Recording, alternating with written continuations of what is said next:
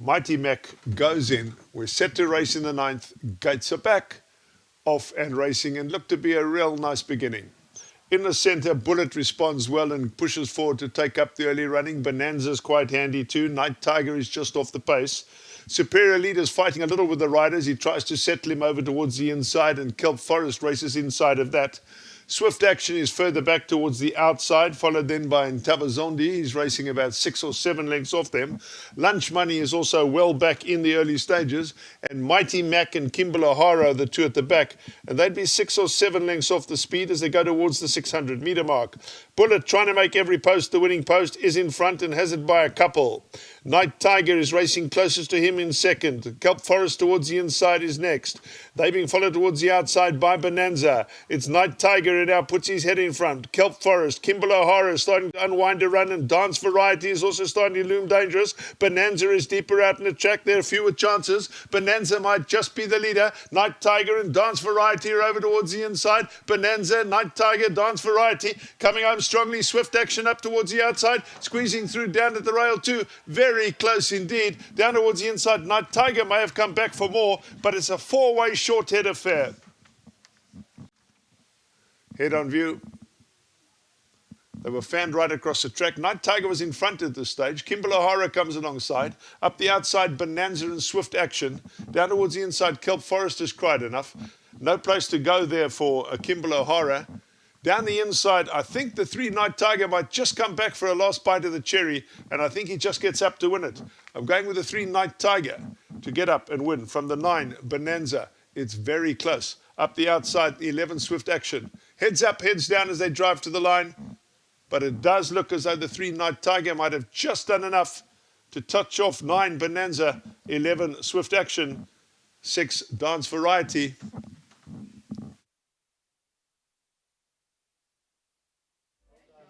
Race 9 has been won by number 3, Night Tiger, the son of Rafif, in what was a terribly exciting finish.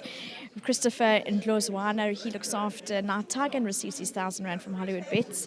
So thank you to them and Cape Racing. But Morne, you seem to get along very well with this chap. Yeah, no, thanks, Vicky. Somehow we do. He's not a nice rider track, but I seem to get on with him. So yeah, today he came out a bit sluggish. I would have rode him the same as I rode him last time. But it was a horse that was much quicker than him, so I just set off him a little bit. And when I got charged, I charged him quite early because I know if he puts it in front, he doesn't give up. So, which he did tonight because those other horses came to pass me, but he dug down deep and he put his head down where it needed the most. Morne, look, it was I said a terribly exciting finish, but it was mighty close, and you're all in quite a bunch. It must have been a little bit raucous in there. I was right on the inside, you know.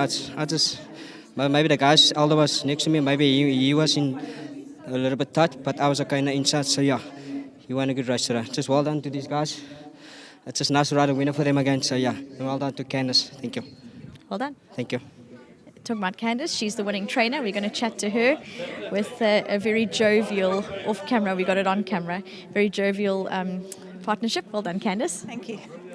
A really great race, and as I said to Morne, I know he said I was fine where I was, but it was a great finish to watch. Jeez, it was a fantastic finish to watch. Vicky, he looked like he was beaten. He came back at them, and you know he was always the kind of horse in his 3 runs ago that he just always threw in the towel the last part of the race. He never had the biggest of hearts, but his last 2 runs, I think winning last time maybe gave him a bit more confidence, and you know he's just started to mature now. He's always been way behind everybody else, and walking around in the ring today actually doesn't look so small anymore. He actually fits in quite nicely, but really an exciting race to watch and a really gutsy win from him today. Great ride from Morne, and I must say well done to Tyron. He picked this one the whole week. He's been telling me this is our winner for the day, so well done to him. And to obviously the Drews and to Mike, fantastic for them. They've had 2 runners and 2 winners today.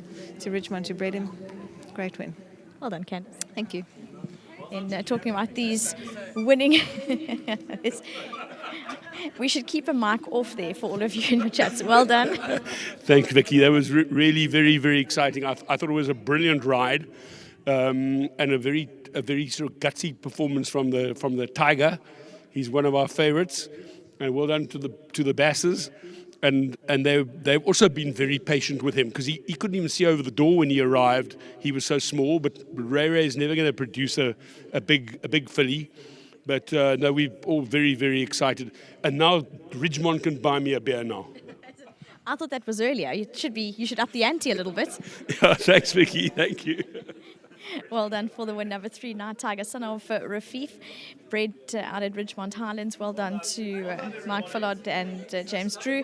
It was, I think Stanley trained the mare Ray. She was for the partnership, so lovely win from them, as was last time. He's definitely a horse on the up, number 3, Night Tiger. And MJ is standing by to chat to a horse that rounded off his race very strongly, Lunch Money. He's got Gareth Wright, so looking forward to that comment.